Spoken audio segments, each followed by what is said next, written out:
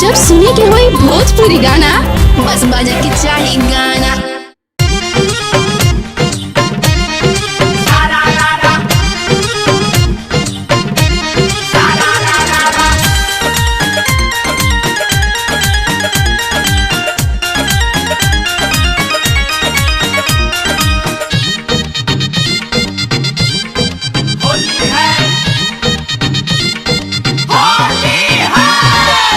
रंग खेले खाती बोलैली पड़ोसी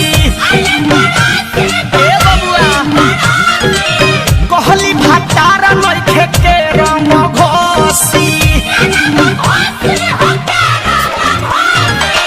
रंग खेले खाती बोलैली पड़ोसी कहली भातार नइखे के रंग घोसी। रहली अकेले घर में ढुक गईली हो, रहली अकेले घर में ढुक गईली। हम डाले लगनी उता झुक गईली, डाले लगले उता झुक गईली, डाले लगले उता झुक गईली।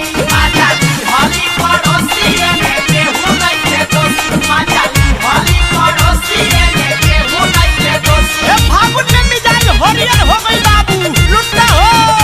आजा भली पड़ोसी ने केहू नहीं के दोस्त। अरे जियो अयु बाजा वाला ब्यास तलिया के कहो। लाल पियर रंगला हो लेके अच्छा अच्छा, लेके अच्छा अच्छा, लेके अच्छा अच्छा। आगे लगावत रहनी घूमी गईली पाछा, घूमी गईली पाछा हो, घूमी गईली पाछा। लाल पियर रंगला हो लेके अच्छा अच्छा, आगे लगावत रही घूमी गईली पाछा। धैनी त जगह है परुकी गईली हो, धैनी त जगह है परुकी गईली। हम डाले लगनी उता झुकी गईली, डाले लगले उता झुकी गईली, डाले लगले उता झुकी गईली।